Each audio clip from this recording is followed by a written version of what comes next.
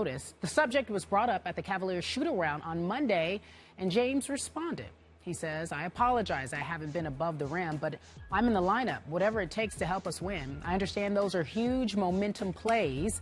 We haven't had too many fast break opportunities as I have in the past. In the half court, they kind of put a lot of bodies in front of me. I've been able to find open guys. As the year goes on, we'll be able to start making more plays offensively. I'll start getting to a point where I can start getting back above the rim. I hope so." James also had a sore back during training camp, but he made sure to clarify on Monday that he wasn't insinuating that an injury was the reason he's gotten off to a bad start necessarily or hadn't been above the rim. Stephen A., what do you make of LeBron's comments?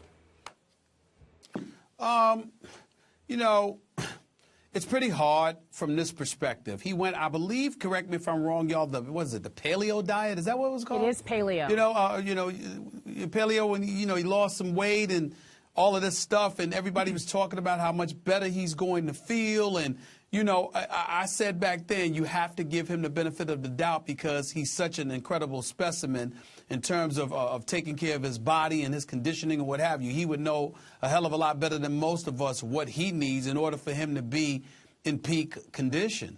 However, when you look at it and you see that he's not playing above the rim, you do look at two things. You look at, number one, where he was, what the system he was playing in Miami and the fast break opportunities he had in South Beach and what exists here in Cleveland. And then even when I see him get up, Skip, it's just me, but I don't see him getting up as and elevating the way that he used to. Now, obviously, he might not be 100%, or he might just be getting his legs because he did have a long summer, had a lot of stuff to deal with. We understand that, and it would be a mistake to underestimate him or to judge him harshly based on that. But I am interested in seeing how the decreased number in weight would affect him. He still looks formidable, still looks very strong.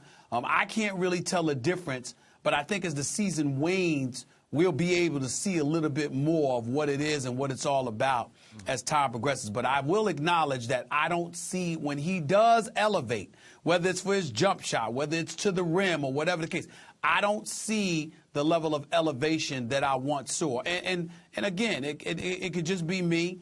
It's not really a big deal because he's still balling. But at the same time, again, it's something that you watch out for. So I guess this means I should no longer publicly wish that LeBron would just give us one dunk contest on All-Star Weekend because he's never obviously participated in the dunk contest. Are we past that now? Is that out? Oh, well, Skip, the only person that wasn't past that was you. I agree. But I really wanted to see it. And that would have been young LeBron. I'm with you. So when we talk about benefit of the doubt, I don't know if LeBron is hurt. I don't know if his back is really bothering him more than we think. Because every time he's asked about that or any other unknown injury, he always says, I'm in the lineup. I'm in the lineup. And that is his code for maybe I'm playing hurt. So I don't know what that means exactly. But I found it very interesting. Last night I was reading on ESPN.com, Stephen A. Kevin Pelton had an interesting breakdown of NBA stars who usually peak on average at age 27. And because LeBron James will turn 30 on December 30th, not too far away, Kevin Pelton concludes that this puts LeBron James firmly beyond the peak age for an NBA star. Well, that knocked me over, man, because I don't think of LeBron as way past his prime, as 3 years past his prime. I thought he was great last year. I thought he made a real run at MVP, and you and I went back and forth, Durant versus LeBron versus Durant versus LeBron. But I thought he was really good last year. He obviously struggled some in the finals with his cramps in the first game, and I'm not sure what happened after that. I don't know if he was struggling the way Dwayne Wade was struggling with some unknown back injury or whatever he had the back through this training camp. But is it possible that we're seeing LeBron slowly declining from the greatness that we saw in his multiple MVP years? Is that fair to say? Well, I mean, we don't know, Skip. I would say no simply because I'm not underestimating him. I think that he's pacing himself because I think he understands that Father Time. I mean, you're 30 years of age. You don't feel the way that you felt when you were 20, and there's absolutely nothing wrong with that. Modifications may indeed need to take place because you have to consider the fact that Kobe turned into a jump shooter, which is why he's entering his 19th season looking like he's in his 15th or 14th season because he modified his game. LeBron James' game is not only predicated on athleticism, but physical prowess, power. And now that you're getting older, I mean, that might wear on you. The man has accumulated over 33,500 minutes in his career, and he's just in his 12th season. If he's going to go to 18, 19, 20 route, imagine how much mileage he's going to put on his body at that particular juncture in time, a la Kobe, who's over about 55,000 minutes in his career. You got to pay attention to all of those things. It's not something to be knocked. It's just something to be recognized that Father Time is undefeated.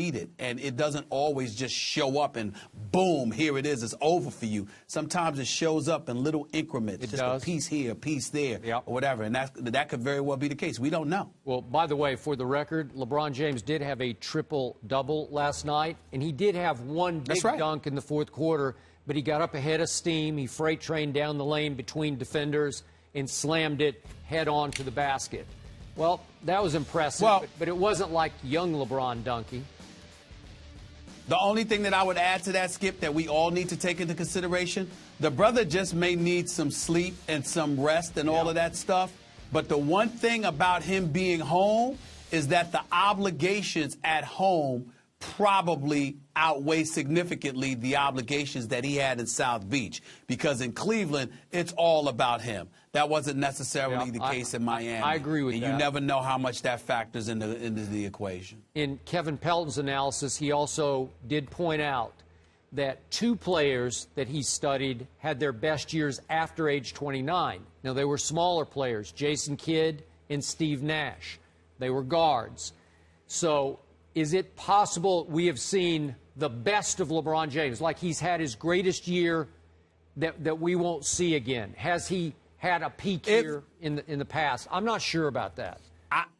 I don't think as an individual that's the case. But I will say this. It is possible we may have seen the best of him because he's no longer playing with D. Wade. Because no matter how talented the other players are in terms of their IQ, how they know how to play the game of basketball, and all that comes with it, he ain't never had a teammate like Dwayne Wade. So it's possible if we don't see the best, it ain't because of his physical dissipated skills or anything like that. Nothing like that. It could be because I don't have Dwayne Wade anymore. I completely agree with that. That now it's all LeBron all the time. He's got to be the leader for a young team with very little playoff experience.